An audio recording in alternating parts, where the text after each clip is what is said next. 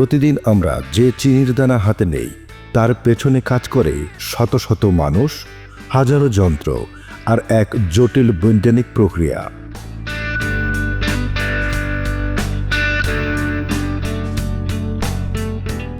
আজ আমরা ঢুকে পড়ব একটি আধুনিক চিনিকলের ভেতরে, যেখানে আখ বদলে যায় পরিশোধিত সাদা চিনিতে।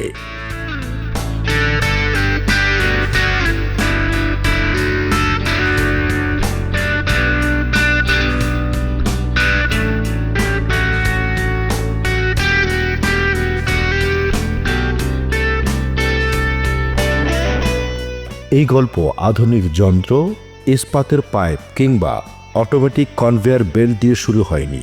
এই গল্পের শুরু হয়েছিল আগুন, হাঁড়ি আর মানুষের কৌতূহল দিয়ে।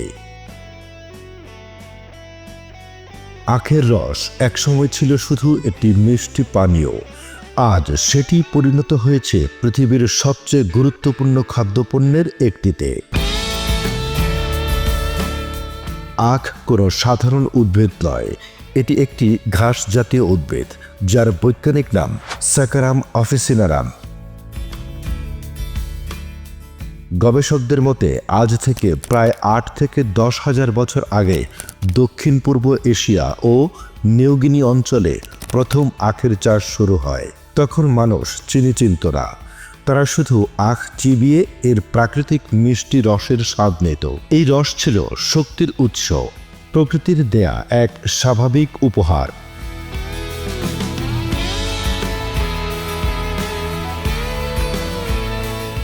একসময় মানুষের কৌতূহল প্রশ্ন করল, এই রস কি সংরক্ষণ করা যায়? এই প্রশ্নের উত্তর খুঁজতে গিয়ে মানুষ আবিষ্কার করল আখের রস ফোটানোর পদ্ধতি।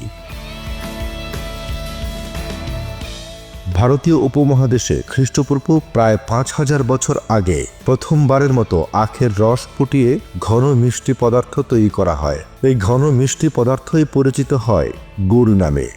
গুড় ছিল বাংলা ও উপমহাদেশের মানুষের প্রধান মিষ্টি। প্রাচীন ভারতীয় গ্রন্থে এই মিষ্টি পদার্থের নাম ছিল শর্করা। এই শব্দটি ধীরে ধীরে ভাষা বদলে বদলে পৌঁছে যায় পারস্যে শকর, আরবিতে সুক্কার, ইউরোপে গিয়ে এটি হয়ে ওঠে সুগার বা চিনি।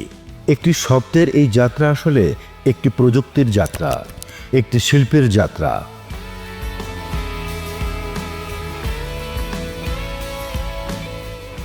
একটি আধুনিক চিনিকলে আখের যাত্রা শুরু হয় ফ্যাক্টরির গেট থেকেই। প্রতিটি ট্রাকের আখ ওজন করা হয়, ল্যাবরেটরিতে পরীক্ষা করা হয় আখে কত শতাংশ চিনি রয়েছে। এরপর আখ ধোয়া হয় কাদা, ময়লা ও পাতা পরিষ্কার করতে। পরিষ্কার আখ প্রবেশ করে বিশাল রোলার মেশিনে। এখানে আখ চেপে বের করা হয় মিষ্টি রস। এই ধাপেই আখ তার আসল সম্পদ রস ছেড়ে দেয়। যে শুকনো অংশ বাকি থাকে তাকে বলা হয় ব্যাগাস।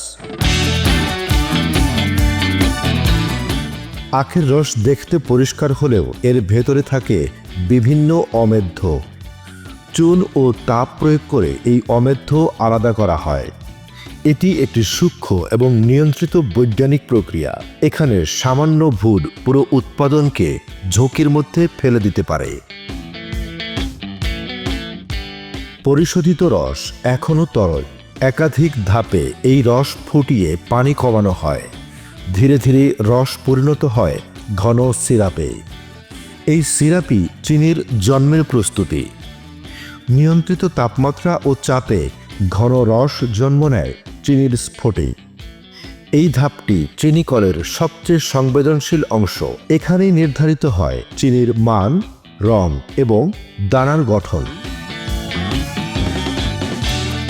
সেন্ট্রিফিউজ মেশিনে চিনি আলাদা হয় মোলাসিস থেকে। এরপর চিনি শুকিয়ে প্রস্তুত হয় প্যাকেটজাত করার জন্য। প্রতিটি ব্যাচ মান নিয়ন্ত্রণ পরীক্ষার মধ্য দিয়ে যায়। বাংলাদেশে আজও গুড়ের গুরুত্ব কমেনি। অনেক মানুষ মনে করেন গুড় স্বাস্থ্যকর, কারণ এতে থাকে প্রাকৃতিক খনিজ ও আয়রন। চিনি আর গুড় দুটোই আখের সন্তান, কিন্তু তাদের যাত্রা আলাদা। আখ শুধু একটি ফসল নয়, এটি ইতিহাস, বিজ্ঞান আর মানুষের সভ্যতার সঙ্গে গভীরভাবে জড়িয়ে থাকা এক মিষ্টি গল্প।